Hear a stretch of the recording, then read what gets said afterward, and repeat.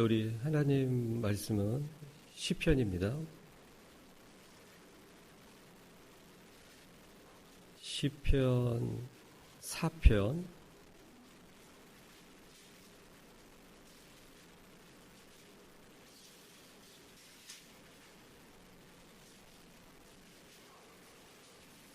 4편은 짧습니다.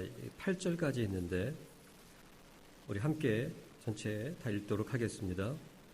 내 의의 하나님이여 내가 부를 때에 응답하소서. 곤란 중에 나를 너그럽게 하셨사오니 나를 긍휼히 여기사 나의 기도를 들으소서. 인생들아 어느 때까지 나의 영광을 변하여 욕되게 하며 허사를 좋아하고 괴유를 구하겠는고. 셀라. 여호와께서 자기를 위하여 경건한 자를 택하신 줄 너희가 알지어다. 내가 부를 때에 여호와께서 들으시리로다. 너희는 떨며 범죄치 말지어다. 자리에 누워 심중에 말하고 잠잠할지어다. 셀라. 의의 제사를 드리고 여호와를 의뢰할지어다. 여러 사람의 말이 우리에게 선을 보일 자 누구냐 하오니 여호와여 주의 얼굴을 들어 우리에게 비추소서. 주께서 내 마음에 두신 기쁨은 저희의 곡식과 새 포도주의 풍성할 때보다 더하니이다.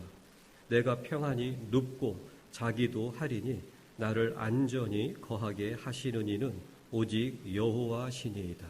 아멘. 오늘 시편 4편 이 전체적인 말씀을 읽었습니다만 아마 1절 정도 하면은 시간이 좀 될 것 같아요. 인도하심이 있으면 계속 이어서 말씀을 드리길 원합니다. 이 시편 4절 말씀은 성경학자들이 아주 소중히 여기는 시편 중에 한 부분입니다. 시편 3편 말씀은 그 제목이 이렇게 나와 있어요. 고난에서의 간구. 그러면서 다윗이 그 아들 압살롬을 피할 때에 지은 시, 이렇게 설명이 나와 있습니다.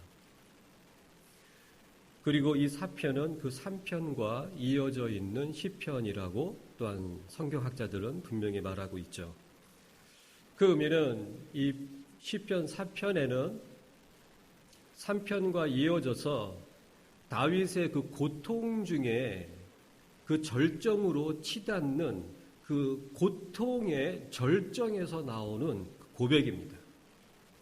사람이 역시 그 인생에 어려움을 겪고, 그런데 그 어려움이 거기서 끝나지 않고 더 깊은 어려움으로 갔을 때에 거기에서 나오는 그 고백이 있는 거예요. 그 고백이 진짜인 것입니다.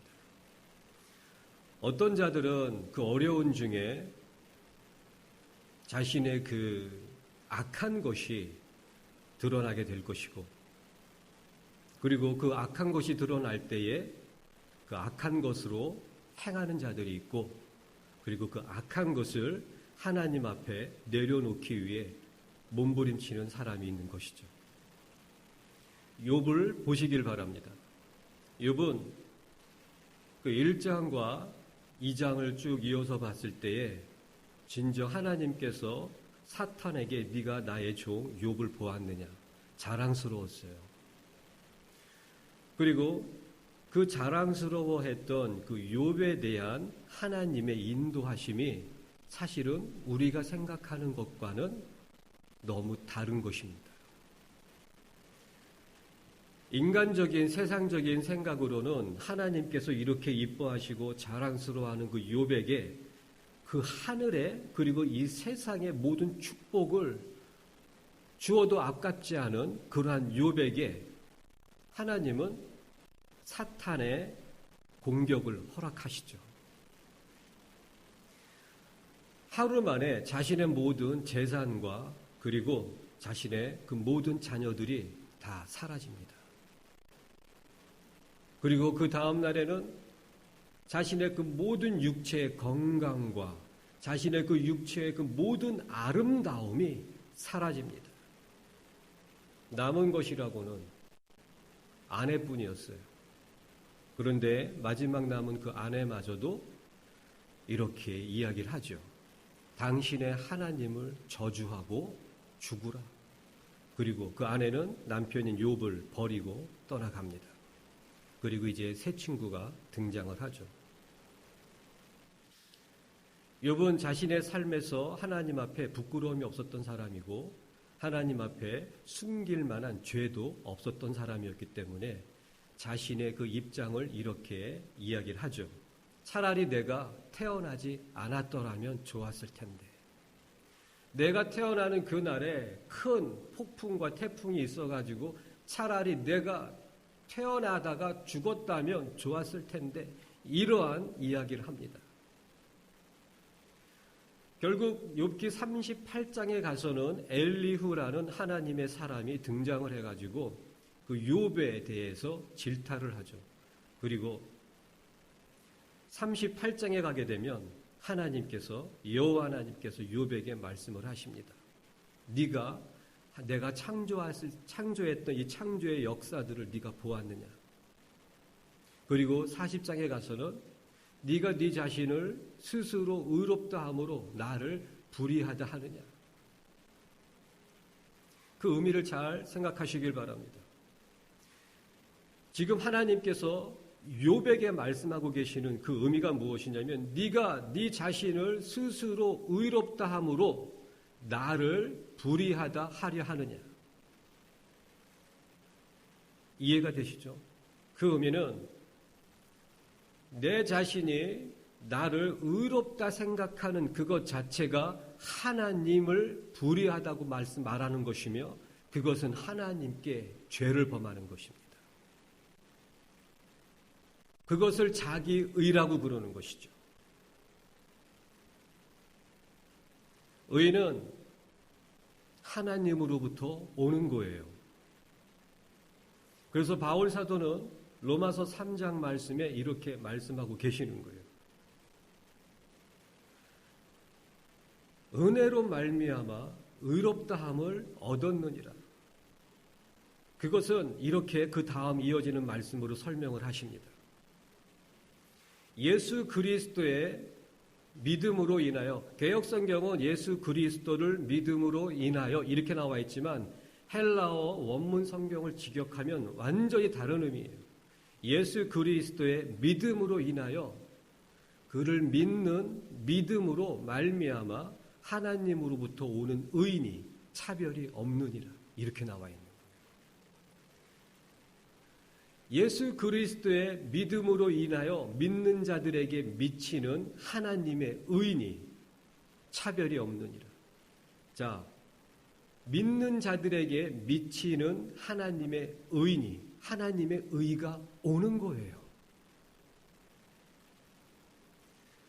자기 의는 하나님을 불의하다 하는 것입니다. 하나님께서 욥과의 대화에서의 그 기준 중 하나가 무엇이냐면 계속 의에 대해서 말씀하고 계시는 거예요. 이 욥기 1장부터 쭉 펼쳐져 가지고 38장에서 40장 그리고 마지막 42장을 앞두고 40장에서 하나님께서 욥에게 제시하는 것이 의의 문제인 것입니다. 의. 자, 시편 4장 4편의 1절을 보게 되면 다윗이 그 고난 중에 이 다윗의 인생에서 가장 어려운 순간이에요. 바로 그 순간에 그 1절, 이 첫 고백은 이렇게 시작이 됩니다. 내 의의 하나님이여. 내 의의 하나님이여. 사랑의 하나님이여. 그거 아니에요. 자비의 하나님이여. 그것 또한 아닙니다. 다윗은 곤고한 중에 의의 하나님을 부르고 있는 거예요.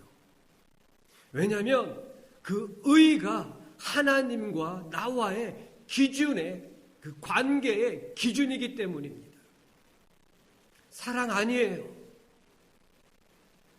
의가 없는 사랑은 하나님의 사랑이 그 하나님의 그 택한 자들을 향한 그 사랑은 의를 기준으로 하여 역사하는 것이지 그저 예수를 믿는다고 그냥 말로만 고백하면서 하나님은 사랑이시기 때문에 우리가 어떠한 죄를 범할지라도 다 용서하십니다. 우리가 어떠한 죄를 범할지라도 용서하세요. 용서하시는 기준이 있는 거예요.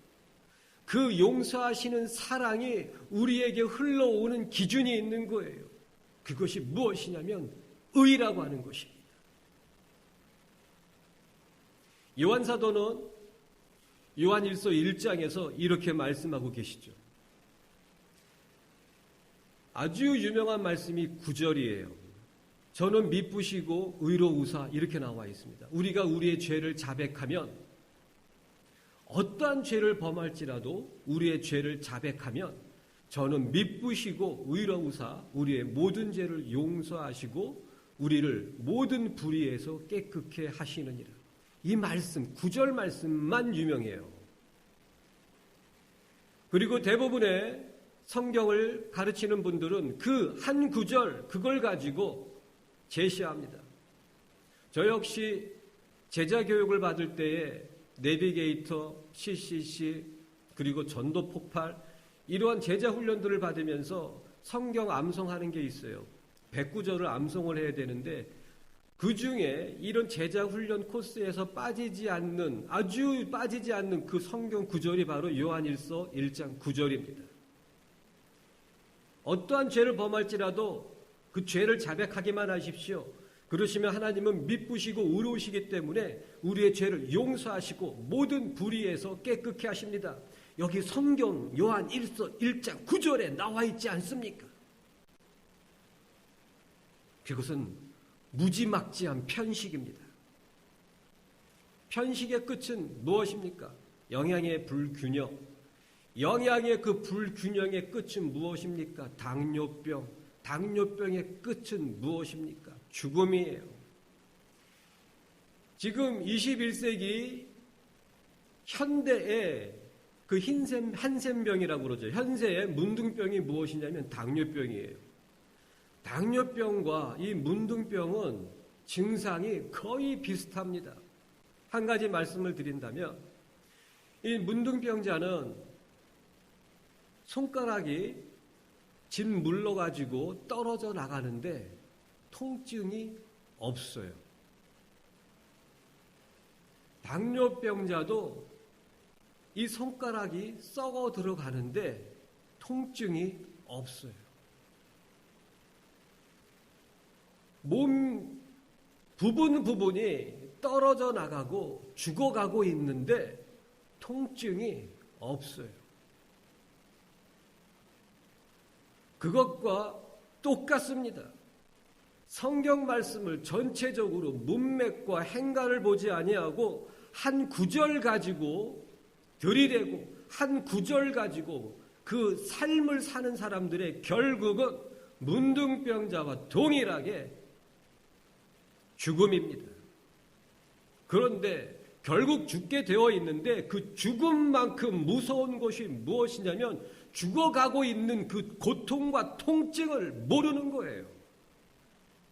죽어가고 있는데 죽어가고 있는 걸 모르는 거예요. 신나 있는 거예요. 와, 하나님은 사랑이시구나. 내가 이렇게 어떠한 죄를 범해도 이렇게 나를 모든 죄를 그냥 내가 입술로만 고백만 하면 다 씻어주시고 용서해 주시는 무지막지한 사랑의 하나님이구나. 와, 하나님을 기뻐합니다. 하나님을 찬양합니다. 그런데 삶에 하나님이 없어요. 그 사람의 삶에는 온통 자기뿐인 거예요. 자기 욕심뿐인 거예요. 자기만 나타나는 거예요. 예배를 드리는 것도 결국 자기 의가 되는 거예요. 11조를 섬기는 것도 자기 의가 나타나는 거예요. 어떠한 섬김을 할지라도 그러한 사람의 모든 섬김은 자기의, 자기를 높이고 자기를 더 강력하게, 자기 의를 강하게 만드는 것입니다.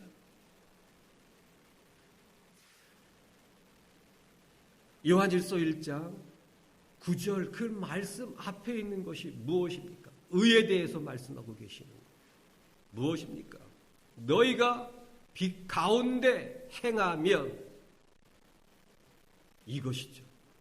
문맥의 가장 중요한 그 기준이 무엇이냐면 너희가 빛 가운데에 거하면, 그 의미가 무엇입니까? 빛 가운데 거하면, 너희가 진리 안에 있다면, 너희가 그 하나님의 의가 너희에게 있다면, 너희의 모든 죄를 자백하면 저는 미쁘시고 의로우사 너희의 모든 죄를 용서하시고 모든 불의를 깨끗게 하시느니라. 그 기준이 무엇입니까? 내가 세상에 있는 것도 아니고, 내가 내 욕심 안에 있는 것도 아니고, 내 생각으로 사는 것도 아니고, 빛 가운데 있는가? 그 말씀을 안 하고 있는 거예요. 그저 하나님, 사랑의 하나님, 자비, 긍휼, 용서의 하나님만 제시하고 있는 거예요. 그들의 기준은 자기 욕심, 자기 생각, 그것을 인본주의라고 하는 거예요. 왜 인본주의 신앙을 붙잡게 되냐면 십자가가 없기 때문입니다. 의의 하나님, 심판의 하나님, 분노의 하나님, 그 얘기를 하질 않는 거예요. 왜? 마음에 껄끄럽기 때문에 그런 거예요. 그것을 얘기하자니까, 그 말씀을 묵상하자니까 자기 생각과 자기의 삶에 걸리는 게 너무 많은 거예요. 예수는 자기를 부인하라고 하는데 그 말씀을 붙잡으려니까 걸리적거리고 껄끄러운 게 너무 많은 거예요.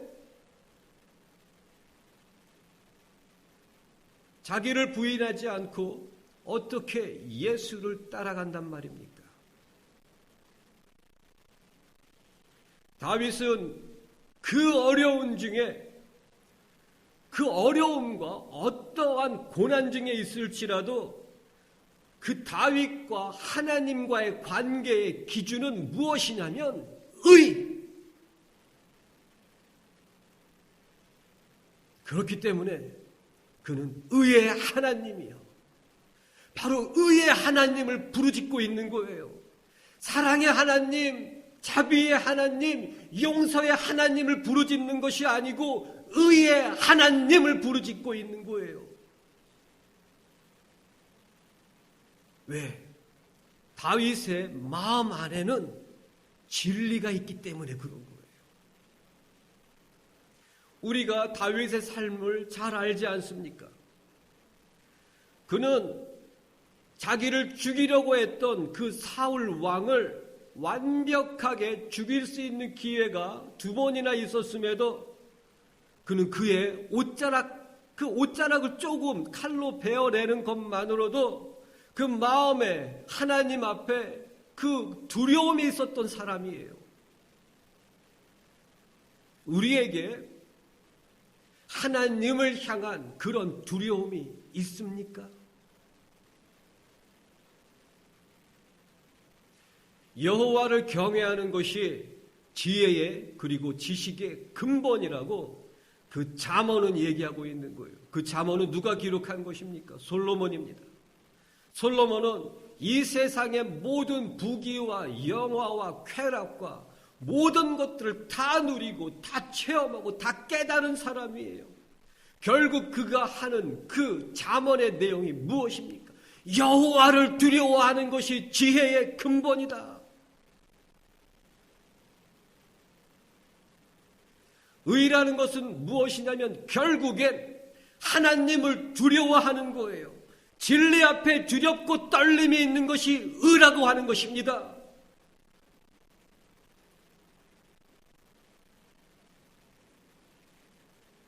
바로 이 다윗은 그 의의 하나님을 붙잡고 있는 거예요. 그 다윗 안에는 진리가 성품으로 세워져 있는 사람이기 때문에 그는 하나님을 무지막지하게 사랑한 사람이에요. 하나님을 너무너무 사랑했기 때문에 사울 왕을 죽일 수가 없었고 왜냐하면 하나님께서 기름 부었던 자이기 때문에, 하나님께서 택하셨던 사람이었기 때문에 그 사람을 죽일 수가 없는 거예요. 하나님 때문에.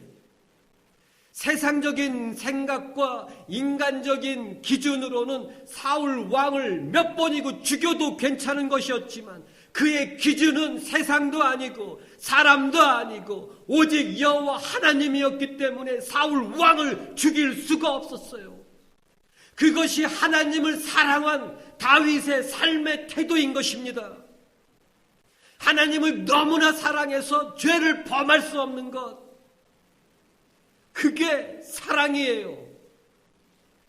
하나님을 너무나 사랑하기 때문에, 하나님의 계명과 진리를 너무나 사랑하기 때문에 하나님과의 관계에서 의가 세워져 있는 것이죠. 지금 이 시대의 현대교회 대부분은 바로 그 의가 무너졌어요. 그 의가 사라졌어요. 하나님의 의는 무너지고 하나님의 의는 사라지고 인간의 의가 세워져 있는 교회가 대부분인 것입니다. 왜? 용서만을 얘기하고 위로만을 원하고, 그리고 자비와 긍휼과 사랑의 하나님만 원하고 있는 거예요. 심판의 하나님, 분노의 하나님, 징계하시는 하나님, 의의 하나님을 그들은 부르짖지 않는 거예요. 하지만 다윗은 의의 하나님을 부르짖었어요.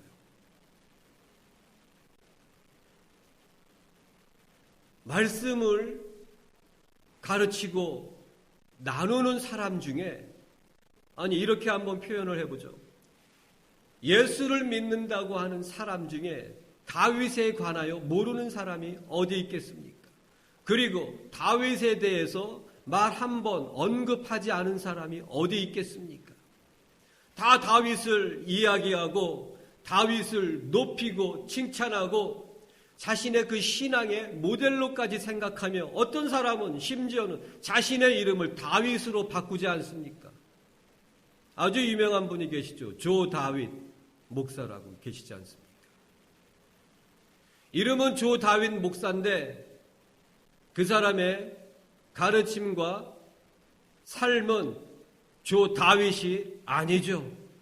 다윗은 없어요. 진리를 얘기하는데 진정 그분의 삶에는 진리가 제 눈에는 없어요. 아무리 많은 소유가 있을지라도 거기엔 예수가 없어요. 예수가 없다면 그 결과는 무엇이겠습니까? 지옥인 거예요.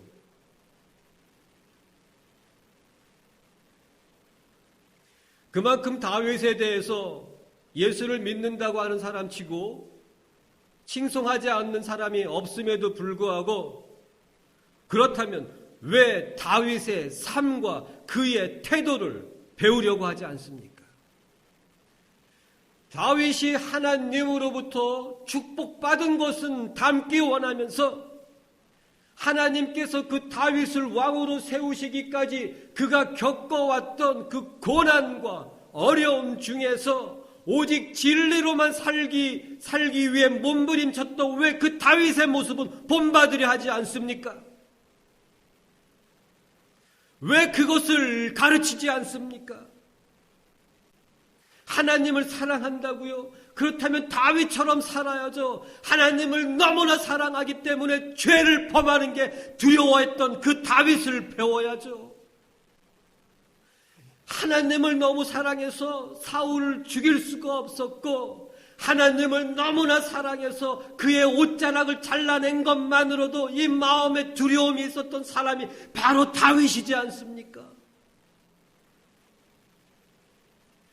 그렇게 다윗을 사랑한다면서, 그렇게 다윗을 칭송하면서 그 사람의 삶에는 다윗이 없어요.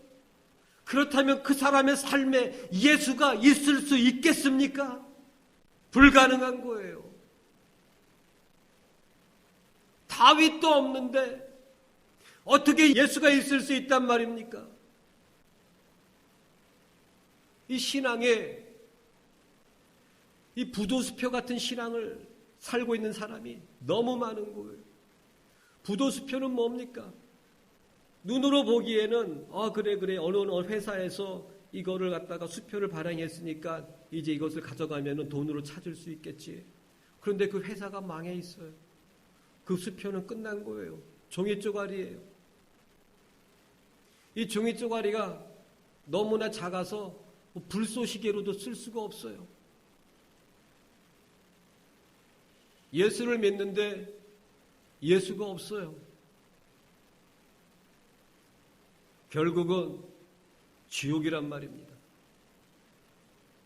신앙의 리얼리티, 믿음의 리얼리티, 그것은 내 안에 예수가 있는가? 그것이죠. 의에 대하여 교회는, 목사들은 목숨을 걸고 선포해야 합니다. 교인들이 도망갈지라도 하나님의 의에 대하여, 하나님의 분노하심에 대하여, 하나님의 징계하심에 대하여, 하나님의 심판에 대하여 선포해야 합니다.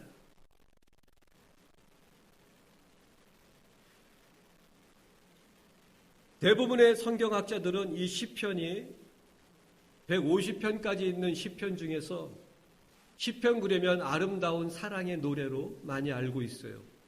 맞습니다. 사랑의 노래는 사실은 성경학자들은 시편의 3분의 1 정도라고 합니다. 나머지 3분의 2는 공의의 하나님에 대해서 노래하고 있어요.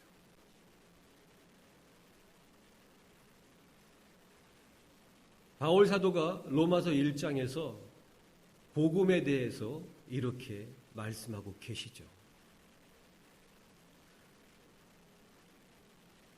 그 양 같은 염소 같은 교인들, 그 염소 신앙과 염소 교인들은 복음 그러면 사랑 이렇게 이야기를 합니다.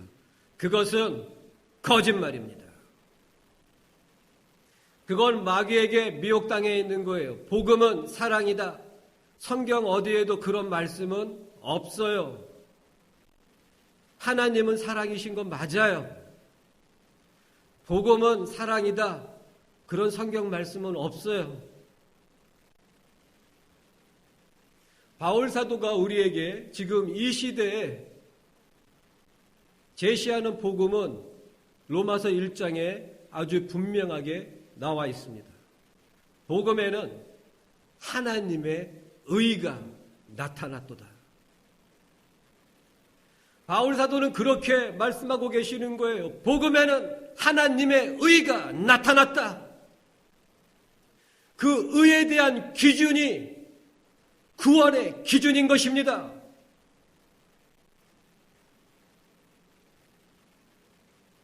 예수님께서는 그 위대한 설교이신 가르침이신 산상수훈에서 그 첫 장인 5장에서 이렇게 말씀하고 계시지 않습니까? 너희의 의가 서기관과 바리새인보다 더 낫지 않고서는 결단코 천국에 들어갈 수 없느니라. 적어도 이런 의미예요. 너희들이 아무리 없어도 서기관과 바리새인보다 그 의가 더 낫지 않고서는 천국에 들어갈 수 없느니라. 구원 누가 쉽다고 합니까? 그것은 거짓말이에요. 구원이 쉽다고 얘기하는 목사들이 있다면 그 목사로부터 도망치시길 바랍니다. 여러분 주위에 구원이 쉽다고 가르치고 있고 구원이 쉽다고 얘기하고 있는 교인들이 있습니까? 도망치시기 바랍니다.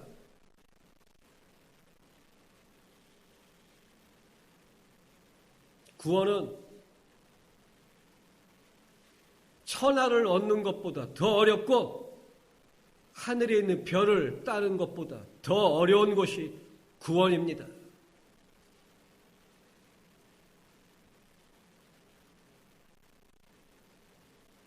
이번 주일은 여기까지 하고 또 이어서 말씀을 전하도록 하겠습니다. 기도하겠습니다.